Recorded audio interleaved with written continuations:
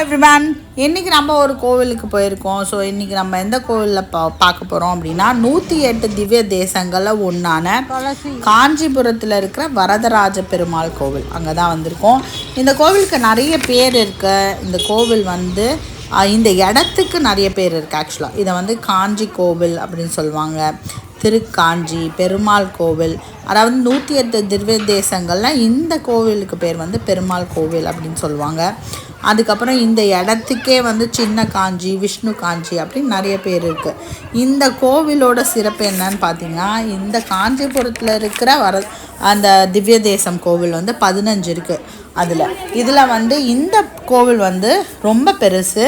23 ஏக்கரில் இருக்கிற கோவில். இங்கே சிற்பக்கலைகளுக்கு அடிச்சிக்கவே முடியாது, சூப்பராக இருக்கும் சிற்பக்கலைகள்.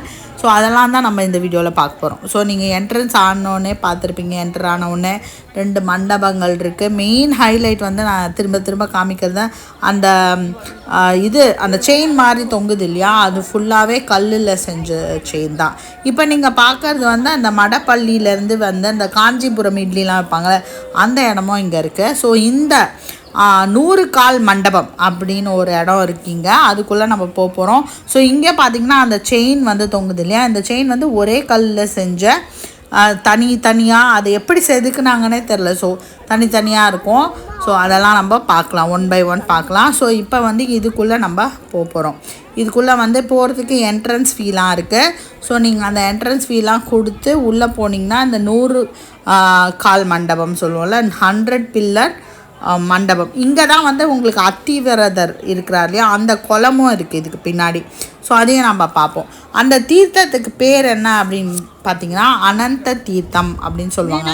ஸோ இந்த தீர்த்தத்தையும் நம்ம ஃபுல்லாக பார்க்க போகிறோம். ஸோ இந்த வெளியில் பக்கம் இருக்கிற இந்த சைடில் இருக்கிற ஸ்டாச்சூஸ் எல்லாம் பாருங்கள், பில்லர்ஸ் எல்லாம் பார்த்தீங்கன்னா இன்னும் பெருசாக பிரம்மாண்டமாக இருக்குது.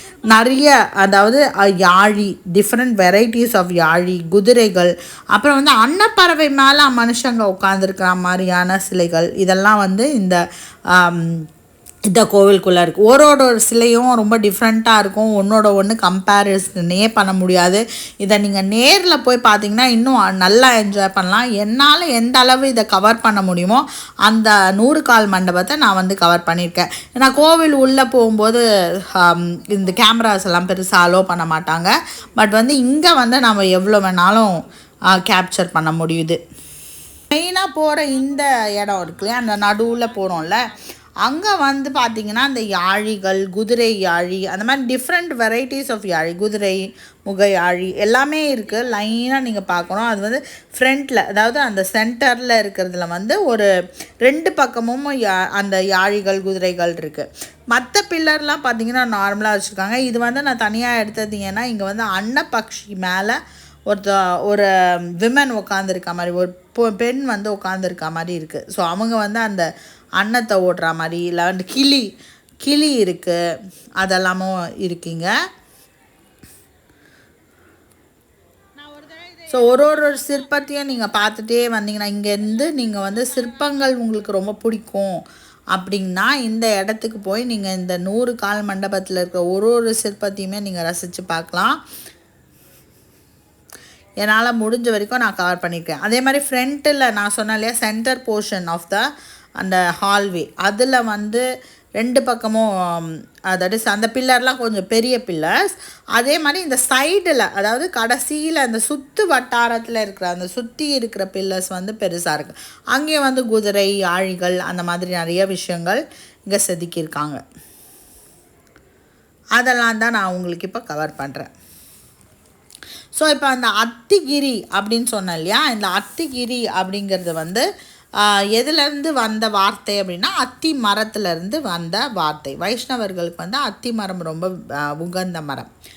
அதே மாதிரி இந்த கோவில், அதாவது நம்ம பார்க்குறோம் இல்லையா, இந்த வரதராஜ பெருமாள் கோவில், இதே இடத்துல தான் ஏகாம்பரேஸ்வரர் கோவில் நம்ம ஏற்கனவே பார்த்துருக்கோம். அப்புறம் காமாட்சி அம்மன் கோவில், இந்த 2 கோவிலும் இருக்குது. இந்த 3 கோவிலும் கிட்ட தான் இருக்குது. இதெல்லாம் வந்து விஷ்ணு காஞ்சி சொல்லுவாங்க, இல்லைன்னா சின்ன காஞ்சிபுரம் அப்படின்னு சொல்லுவாங்க. இதை தாண்டி தான் நம்ம வந்து இந்த புடவை கடை அதுக்கெல்லாம் போகணும்னா இதெல்லாம் தாண்டி தான் நம்ம போகணும். ஸோ இந்த திவ்ய தேசம் 4 முக்கியமான திவ்ய தேசமில் இதுவும் ஒன்று. ஃபஸ்ட் வந்து இந்த ஸ்ரீரங்கம் அதுதான் வந்து முதல் 108 திவ்ய தேசங்களில் 106 திவ்ய தேசங்கள் எர்த்தில் இருக்குது. மீது 2 திவ்ய தேசங்கள் என்னென்ன அப்படின்னு பார்த்தோன்னா, ஒன்று வந்து பரமபதம் சொல்லக்கூடிய அந்த வைகுண்டம், இன்னொன்று வந்து பார்க்கடல். இது ரெண்டும் வந்து காஸ்மிக் லெவலில் பேசுகிறாங்க அண்ட் வேறு டைமென்ஷனில் இருக்கிறதா சொல்கிறாங்க. ஸோ அதெல்லாம் நம்ம வந்து இந்த ஃபிசிக்கல் பாடியில் அதெல்லாம் பார்க்க முடியாது. பட் இந்த 106 திவ்ய தேசத்தையும் நீங்கள் வந்து தனியாக போய் விசிட் பண்ணலாம். ஸோ இப்போ நீங்கள் பார்க்குற இந்த குளம் இருக்கு இல்லையா, இந்த குளம் தான் வந்து அத்திவரதர் இருக்கிற குளம். இந்த குளத்தோட பேர் வந்து அனந்த தீர்த்தம். ஸோ இங்கேருந்து 40 வருஷத்துக்கு ஒரு தடவை அந்த அத்தி மரத்தில் செஞ்ச வரதராஜ பெருமாள், அதாவது அத்தி வரதரை எடுத்து அதை வந்து நம்மளுக்கு வந்து டிஸ்பிளேல வைப்பாங்க. இந்த சிற்பம் வந்து எனக்கு கொஞ்சம் டிஃப்ரெண்ட்டாக தெரிஞ்சதுனால எடுத்தேன். இதை பார்க்கும்போது எனக்கு டக்குன்னு ஆழ்வார்க்கடியன் நம்பி அந்த பொன்னியின் செல்வன் கேரக்டர் எனக்கு ஞாபகம் வந்தது. ஸோ இந்த அத்தி மரத்தில் செஞ்ச அத்தி வரதர் இந்த குளத்தில் இருக்கார். ஸோ 40 வருஷத்துக்கு ஒரு தடவை தான் அவர் வெளியில் வரப்போகிறாரு.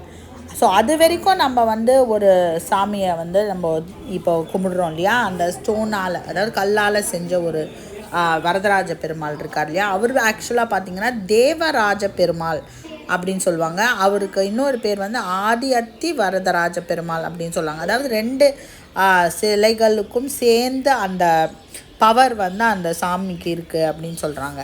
ஸோ இந்த கோவிலில் இன்னும் விசேஷங்கள் நிறைய இருக்குது. நான் வந்து இந்த மேடை மேலே ஏறி உங்களுக்கு ஒரு ரவுண்டு அப்படியே சுற்றி காமிக்கிறேன், நீங்கள் அதை பார்த்துட்டே வாங்க.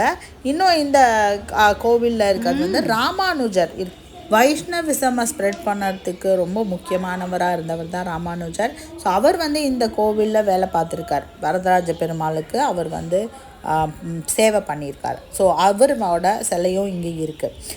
ஆக்சுவலாக இங்கே இந்த ராமானுஜர் யாருன்னு பார்த்தீங்கன்னா நான் டுவலிசம், அதாவது அத்வைத்தா அப்படிங்கிற ஃபிலாசபியை சொன்னவர். அத்வைத்தானா என்ன அப்படின்னு பார்த்தீங்கன்னா துவைத்தம் அத்வைத்தம். துவைத்தம்னா டியூவலிசம், அந்த புருஷா பிரகிருதி நம்ம வந்து இந்த பதஞ்சலி யோக சூத்திராவில் பார்த்துருப்போம்.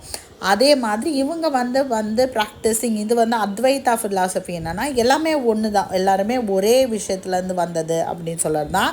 ஸோ இங்கே பாருங்கள், இந்த மண்டபத்துக்கு கீழே பார்த்தீங்கன்னா அந்த ஒரு பெரிய டர்ட்டில், அதாவது ஒரு பெரிய ஆமை இருக்கிற மாதிரி இருக்குது. அதுக்கு மேலே இந்த மண்டபத்தை கட்டியிருக்காங்க.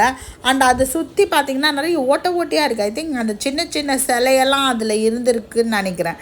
இப்போ மீதி இருக்கிற சிலைலாம் அங்கங்கே எடுக்க முடியாத சிலைலாம் இருக்குது.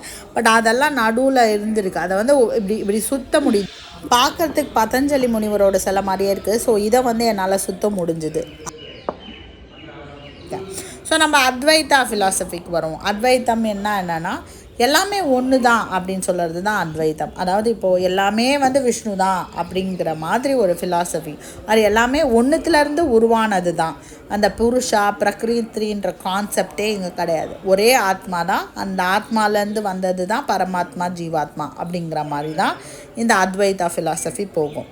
அது வந்து இன்னும் நான் நல்லா தெளிவாக உங்களுக்கு நான் ஒரு வீடியோவாக போடுறேன். அத்வைத்தானா என்ன துவைத்தானா என்ன அப்படிங்கிறத பற்றி நம்ம அப்புறமா பார்க்கலாம்.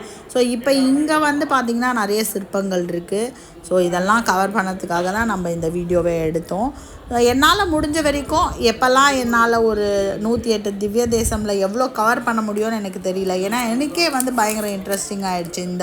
அந்த 15 திவ்ய தேசம் வந்து நம்மளுக்கு காஞ்சிபுரத்துலேயே இருக்குது.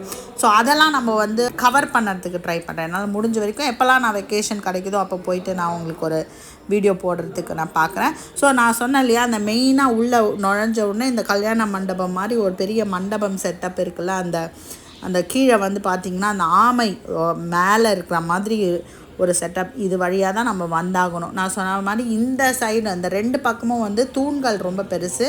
மற்ற தூண்களில் வந்து எக்ஸ்டென்ஷன் மாதிரிலாம் இல்லை, இந்த மாதிரி குதிரை யாழி அந்த மாதிரிலாம் இல்லை. நார்மலாக தூணில் இருக்கிற சிற்பங்கள் இருக்கும். பட் இதில் வந்து ஒரு எக்ஸ்டெண்டட் ஃபார்ம் ஆஃப் யாழியோடதும் சரி குதிரையோடதும் சரி தனித்தனியாக வச்சுருக்காங்க. இதெல்லாம் குதிரை தான்.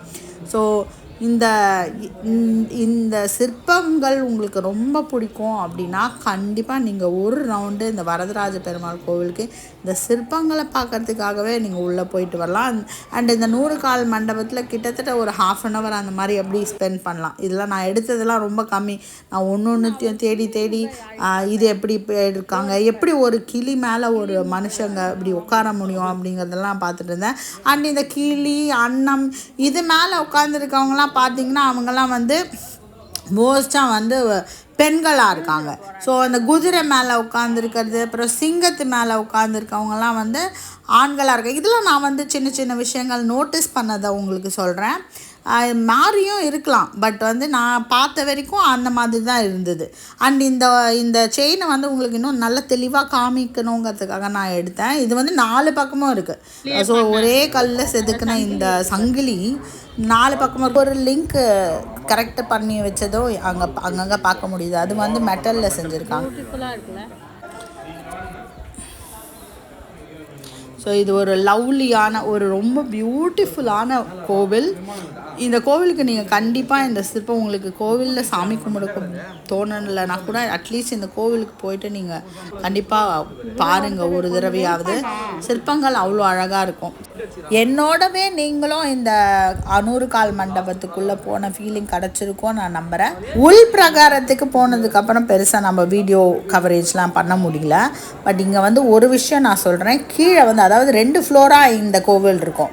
கீழ் ஃப்ளோரில் பார்த்தீங்கன்னா நரசிம்மரோட சந்நிதியும் தாயார் சந்நிதியும் இருக்கும். மேலே பார்த்தீங்கன்னா நம்ம தேவராஜ பெருமாள் வந்து மாடியில், அதாவது நரசிம்மருக்கு மேலே இருப்பார். ஸோ அதை நீங்கள் போய் பார்க்கலாம். ஸோ இது உங்களுக்கு இந்த வீடியோ ரொம்ப பிடிச்சிருந்தா உங்கள் ஃப்ரெண்ட்ஸோடு இதை ஷேர் பண்ணுங்கள். நீங்களும் போய் இந்த வரதராஜ பெருமாள் கோவிலில் போய் பாருங்கள். Be happy, make others happy. வாழ்க வளமுடன்.